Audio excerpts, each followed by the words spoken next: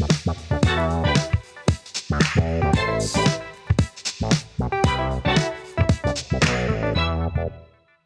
right, everybody, welcome again to the Shady Pines guys with Steve and Dwayne. I'm Steve. And I'm Dwayne.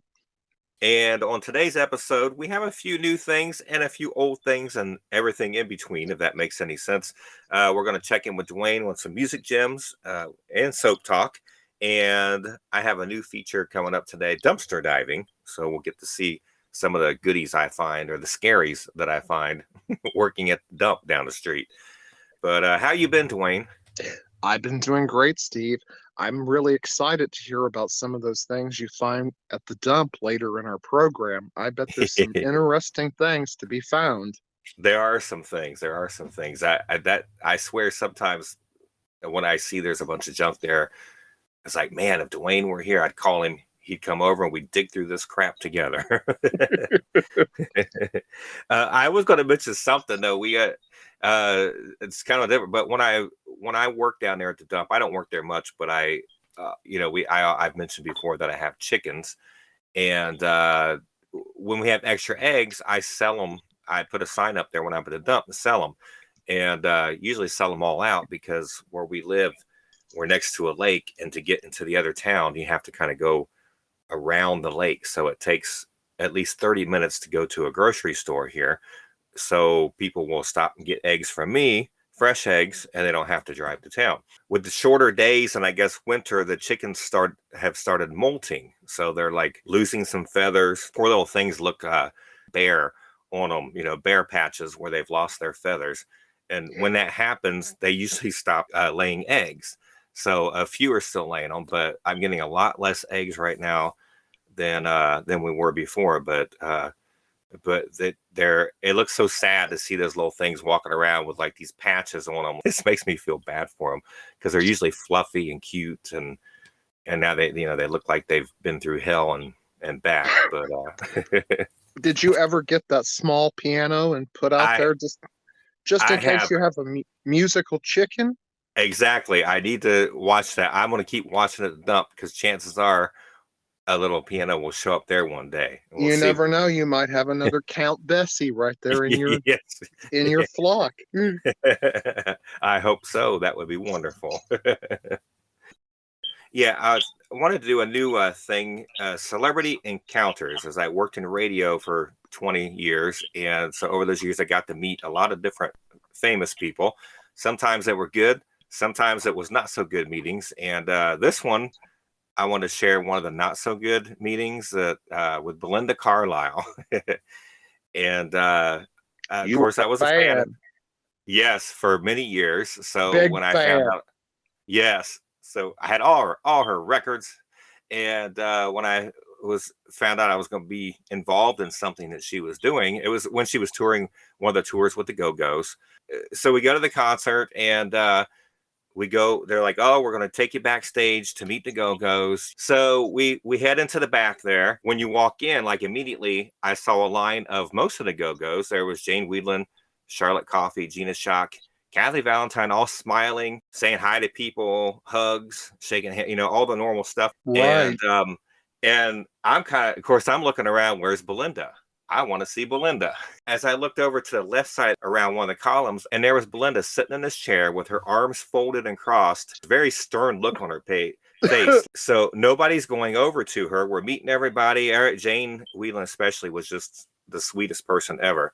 So they give us a couple minutes to talk to everybody. Then they say, okay, everybody go line up over here. They sent us over towards where Belinda was so we could get a group picture. And of course, I tried to squeeze my way up to be as close to Belinda as possible.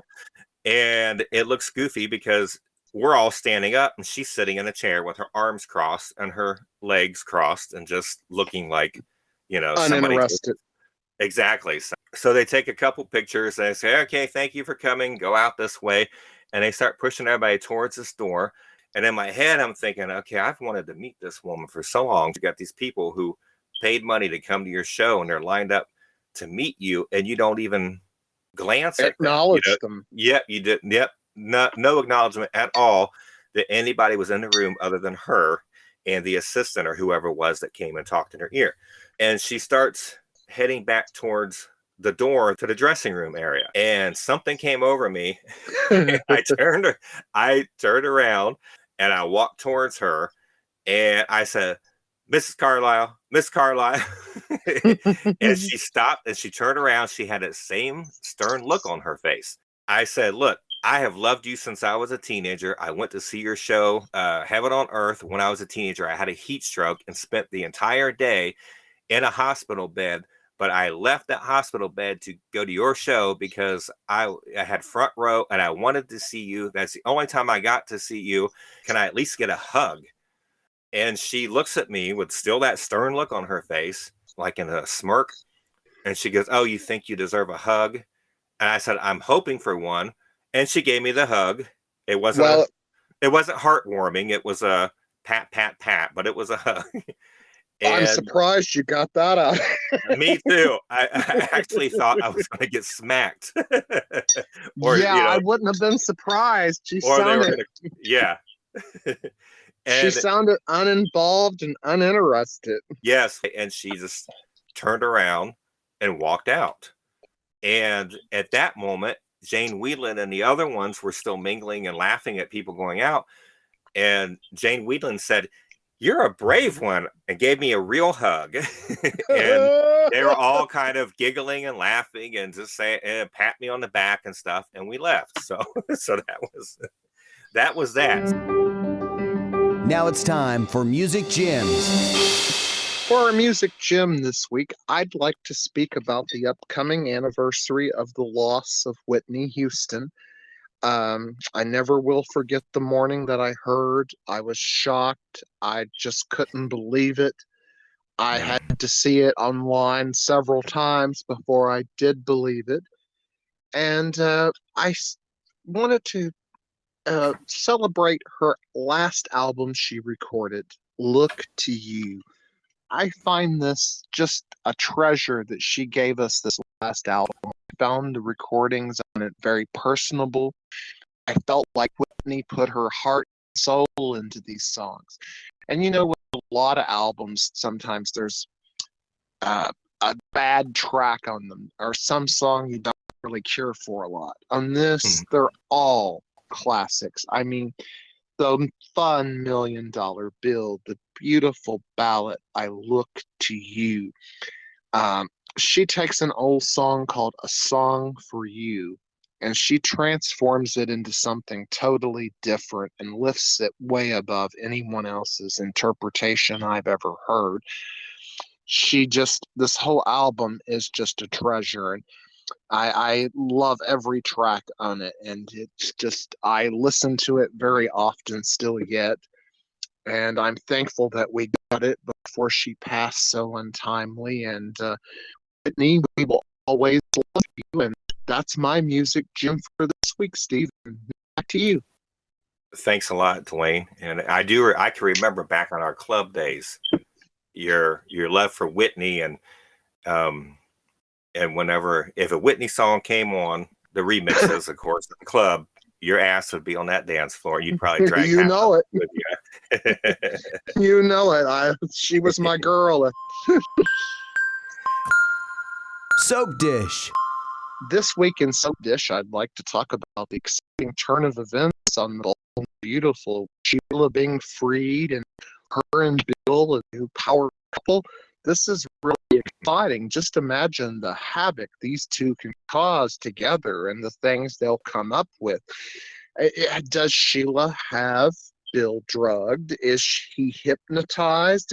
Does she have some strange hold over him? Or is he really in love with Sheila and tired of dealing with the other women who don't understand him? And I think from any point of view, this is going to be an exciting storyline that's going to be rocking the show for probably the next couple of years. And I can't wait to, now that Sheila's no longer in hiding, her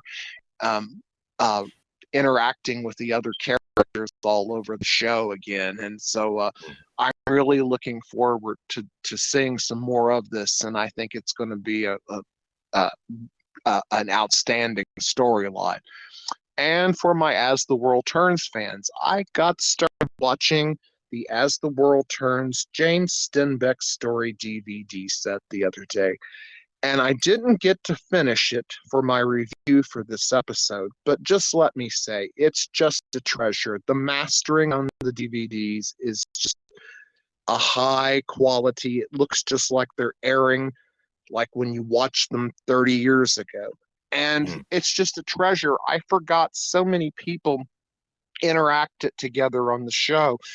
For example, these are a James Stenbeck story set. I forgot that James was on the show when Barbara Rodell was on it as Joyce Coleman still yet. I forgot James was on it when the Hollisters and family was on it, the Hollister brothers. And it's just interesting to see that, you know, as the episodes move through time, the different casts and people that you even just forgot about that you remember as soon as you see them. But overall, my favorite episode on the disc was the one where James is going to kill John because he thinks John is blind and can't see him, but John can really see.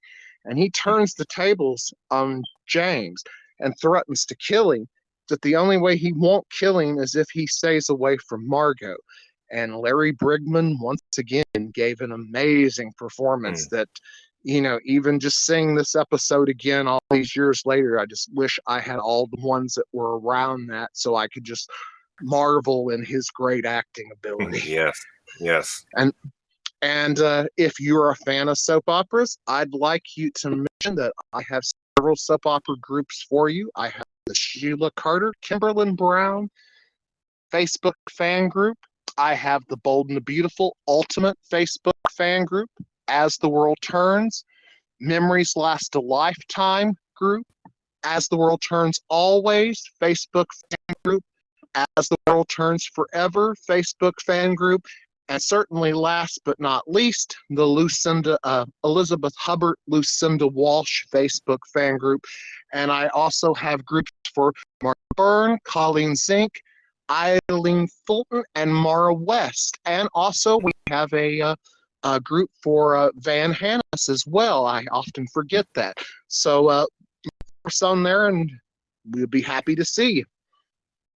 Yes, check all those pages out. Dwayne, you and your group there with Angie do such a great job with those pages, and it's a great place for people to come together that loved those soaps, and you can kind of remember things together, talk about things, and it's a neat thing. It's a neat thing. Yes, it is. And you meet so many nice people to just sit and reminisce about people like, you know, for example, we were reminiscing about Penny, who left the show in 1968 the other day. She came back for numerous visits, of course, but Rosemary Prinz turned 92 the other day. Wow. And wow, she looks really wonderful for her age as well. And I'm so glad to see that. But I mean, she's a television pioneer.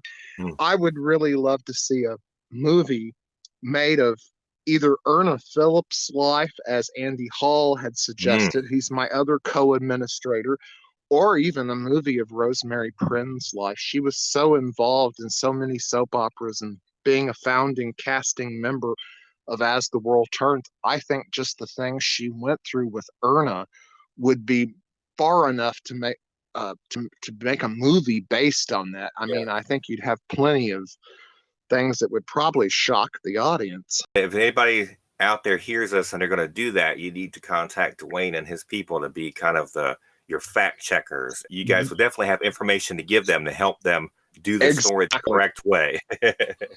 Exactly. Thank you so much, Dwayne, for another great soap dish. You're welcome, Steve. I'm going to do another thing here, dumpster diving with Steve. We have mentioned that I work at the dump, and since I started working there, you wouldn't believe sometimes the things people throw out. I've gotten lots of rocking chairs, like the ones that you put on your porch, wooden rocking chair, like you'd see out in front of the Cracker Barrel. They'll toss them out in perfect shape, just need a paint, and they're great. So we've got rocking chairs all over here, outdoor furniture, benches, and things that I even found, if you're familiar with the propane griddles that cost several $100s at the stores. Wow. Someone threw one of those out. Nothing wrong with it at all. People throw away amazing things. Yes, they do. One time, somebody threw out a whole set of Burger King Empire Strikes Back glasses that were, I Wow. think it's from like 82 or 83. Luckily, they set them next to, that's the one good thing. Sometimes it's in a dumpster, but some people, they know someone may want this, so they'll set it next to it. So they set the glass next to the recycled glass thing. Oh, well, But thankfully they did. yes, I sold those things online along with some Yes. other. And somebody had vintage 60s barware that I grabbed and sold once. Lots of leaf blowers and weather radio, but we even got a 70-inch 4K smart TV. They said, "Oh, we're throwing it out because we lost the remote. Do you want this?" I was like, "Yeah, I'll take it." I went to Walmart and bought a $9 remote, and we have this giant 4K LED TV that works perfectly. But the last thing I found the other week was someone threw out, I like Christmas decorations, and they threw out these giant. Oh, I know you do. Yeah, 7-foot tall blow mold candy canes. Now they're not really old. I found out they're just from a few years ago, but the fact that I like them, and so I snatched those up. There's always something, and I was just going to give you a generic overview there, though. But in the future, if I find anything that's super amazing or extremely strange, I will tell you all about it. Well, we'll look forward to those finds, Steve.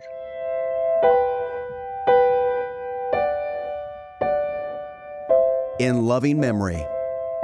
Oh, Dwayne, you wanted to mention we were talking earlier about the passing of Lisa Marie Presley.